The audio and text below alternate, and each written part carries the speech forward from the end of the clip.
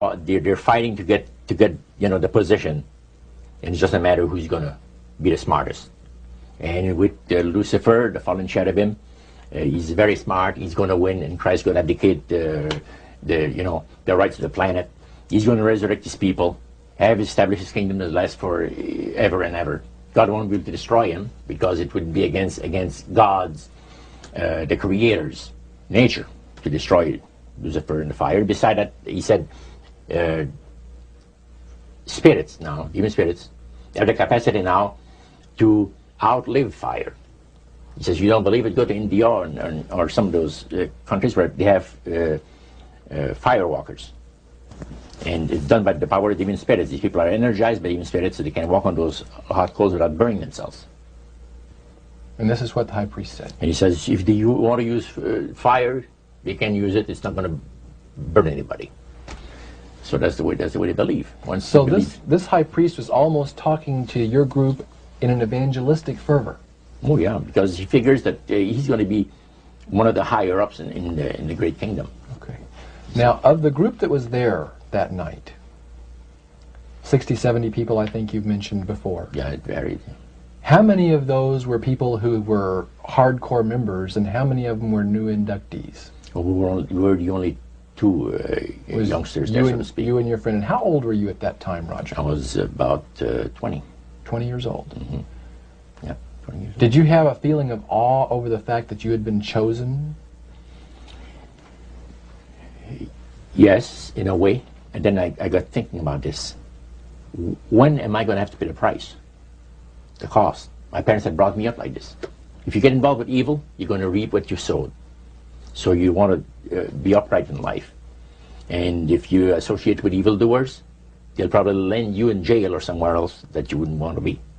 So there's always a price to be paid. So you had that little something maybe instilled by your mother and father a long time ago that kept you from making that full commitment. Now, one of the things that really amazed me and shocked me and made me sick at heart is when the priests talk about Christian idolatry. What is Christian idolatry? The priest mentioned that word. Tell us what he said, Roger.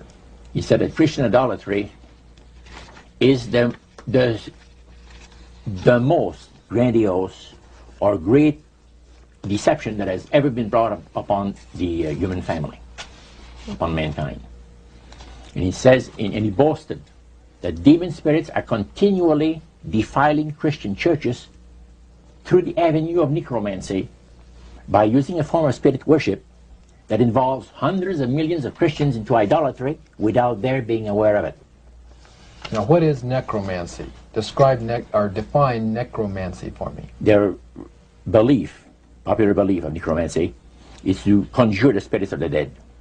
So that you can speak with someone who has died. Like the seance that you originally went to was the practice of necromancy. Now, the priest says that the super deception is brought about in only one way.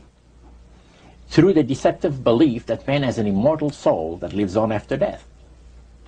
And he said that constitutes idolatry through necromancy. So he says there are hundreds of millions of Christians that are practicing idolatry while they think they're glorifying God. See? Because they believe that the soul is immortal. They may not be talking to the supposed spirits of the dead. Contrary to popular belief, necromancy does not consist of conjuring the spirits of the dead. The reason being that man is totally mortal and does not possess an immortal soul.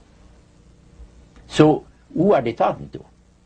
He says the friendly demon spirits that have always found over the centuries great delight in impersonating in apparitions departed loved ones and persons of great renown. Now, friendly demon spirits. Friendly demon spirits. Are there more than one kind of demon spirits, Roger? Well, there's three main divisions, and then there's divisions within those divisions. You have the friendly demon spirits that seem to have the finesse and the refinement, and they're not upset about what happened when they were thrown out of heaven, from what I gather. Then you have the warriors. They like to bring misery and destruction in the lives of people. then you have the oppressors. And the oppressors are the real wicked spirits that hate God with all of their, the Creator with all of their might, you know. So he went on explaining. He says, now, necromancy is in reality a belief, a religious belief. People believe that the dead have entered into a higher state of existence than they had when they were alive. Also that they are in a position and have the capacity to help the living here on earth. See? Then he said, he says, this is where things get really interesting. He said, according to the great master, a person does not have to supposedly call upon the spirits of the dead to receive help, you see, to be involved in necromancy. All he needs to do is to believe in life after death. Because he said, necromancy is the belief that man is as a human being, as an immortal soul. So anybody that believes that man has an immortal soul is involved in necromancy. It's that simple. That's the way he explained it. Yeah. So how does that constitute idolatry? By people believing that they are either talking to the saints, you see, the spirits of the dead, dead saints, or a dead relative, or a dead person of some type. And you take, for instance, like Loretta Lynn. She says on national television, and I have the data on it, that I heard it myself. She said that she was made successful in her singing career by a dear friend of hers that was the same age as she, and died when she was 18 years of age.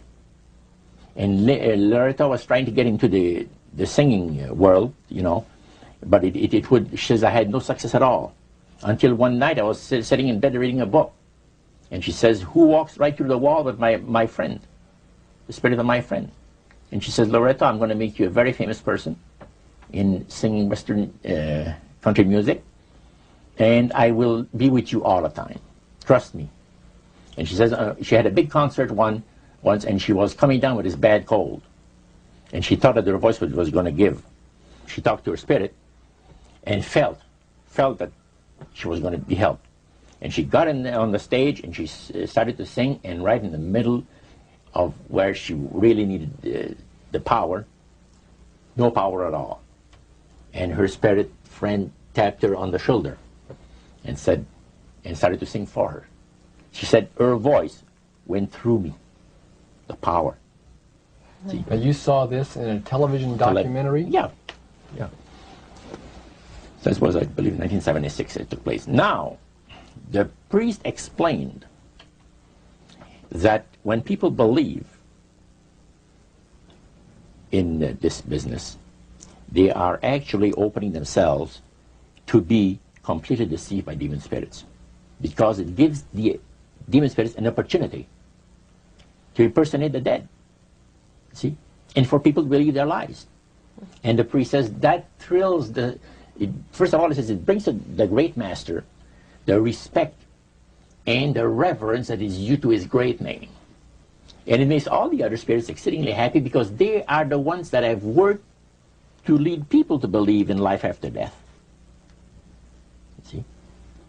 And they rejoice also. And that's the extent of what Christian idolatry is all about. Friendly spirits, just to digress for just a moment. You mentioned 3 different categories, and the friendly spirits are the ones that love to impersonate being a historian or something. We specialize in that. In your experiences in the praise services or in the worship room or the other places where you were, any of the places you were, did you ever witness an event where necromancy, or even something that would be popularly called channeling today, took place, where you actually heard the voice of someone in response to someone's questions? Yeah, a number of times, but there was one time in particular that fascinated me, because it was unique in one way. The priest told us that there was a French historian that was affiliated with Montreal, University of Montreal, which is a French university, and the English university is McGill. So the University of Montreal is the French university. And this man was from Paris.